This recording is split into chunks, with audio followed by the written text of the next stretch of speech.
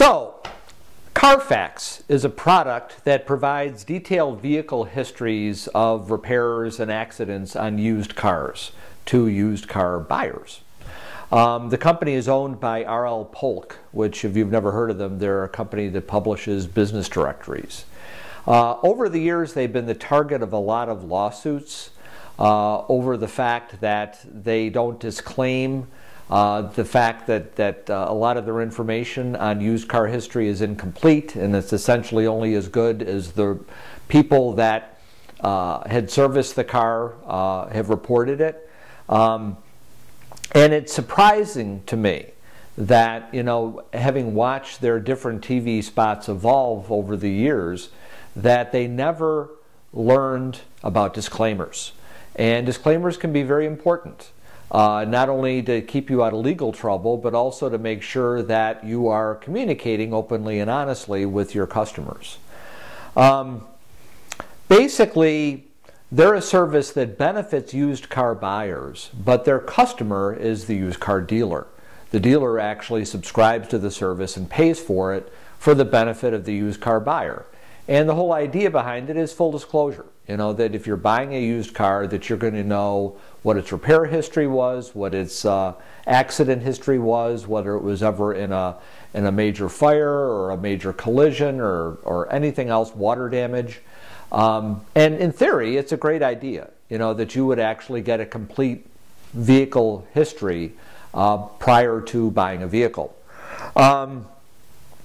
CarFax exploits the assumption underlying its advertising that if your car dealer does not offer the CarFax service, that your car dealer is dishonest and that they have something to hide.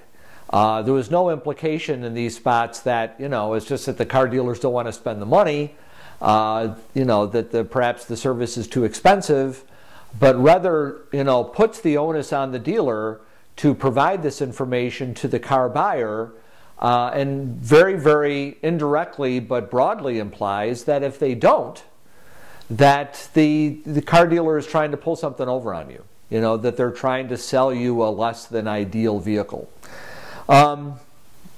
So they ran these spots a lot in cable through 2010, and they always have the same kind of theme, the same kind of setup. So let's take a look at one of the CarFax spots. I love the car. Show me the CarFax. Car flaps. Sure. No, CarFax. Show me the CarFax. Car maps. Sorry. Denver, Seattle. Stop doing that. What? CarFax provides a vehicle history report so you can buy a used car with more confidence. Get it free at thousands of reputable dealers. Just say, "Show me the CarFax." In all of these spots, they have the actors who are playing the car salesman as being these kind of, smarmy, creepy kind of people that, are trying to trick you. And, you notice the dialogue, between the car buyer and the car seller, that it was evasive, that the car dealer was trying to avoid the request that the car buyer was making for a CarFax.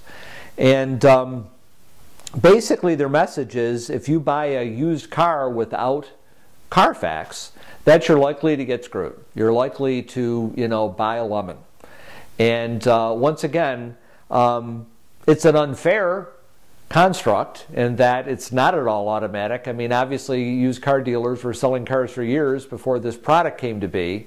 But it's brilliant from the perspective that it, clearly puts the pressure and the onus on the car dealer. If you're going to be perceived as being honest and forthcoming, you need to offer CarFax.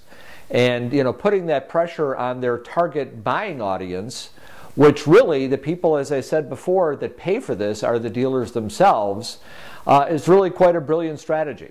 I don't know if that has anything to do with their lawsuits, although I think the lawsuits have mainly been from car buyers, that feel as though that these folks had not disclaimed or inadequately disclaimed the lack of completeness of their reports.